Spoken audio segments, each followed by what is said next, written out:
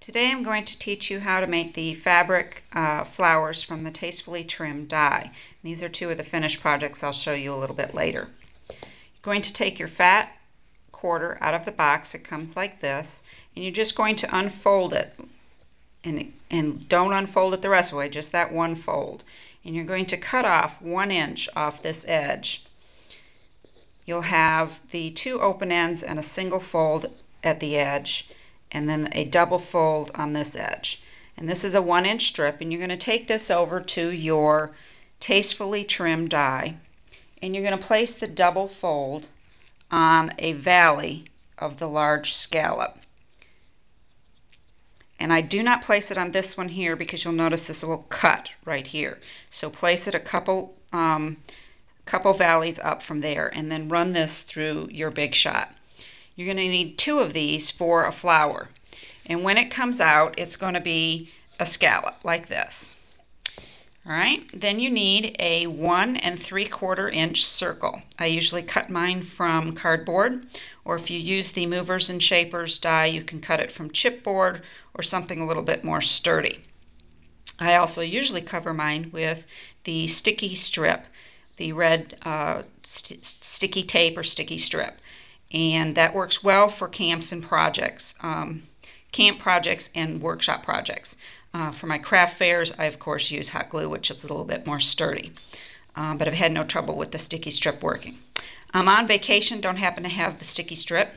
So for the purposes of this video, I went ahead and covered my circle with the Tombow green-topped glue, multi-glue.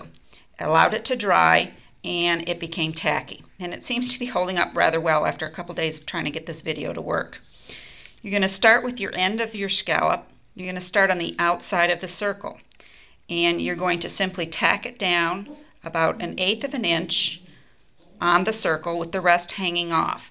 And then you're going to make little waves and continue pressing it down to the circle as you go. And then you're going to continue to work it all the way around the circle until you get to your second row. And you'll see your second row is about 1/8 of an inch in from the first row. And it just depends on how close you want your rows to be and how much glue you can get it to stick to. So again, you start at the outside. You want it hanging off. Your first row is hanging off. And then you work your way on the outside all the way into the center until you're done. When you're done, you can put a brad, or on this one I put the shrink plastic made with the Fun Flowers die. This was simply done by shrinking it when it was still hot, pulling it out and curling up the edges until it's set, and then adding a little bling to the center. Then you add a pin back or whatever you want to put it on, and you're all set to go. Now you might notice a slight difference in these two pins. This one I think has 5 rows, this one has 4. The difference is obviously the spacing and of course the ruffling or waving that you do as you go around the circle. So it just depends on how much of that you do. This one probably took closer to 2 complete strips. This one probably took closer to 1.5. So hope you enjoy. Bye.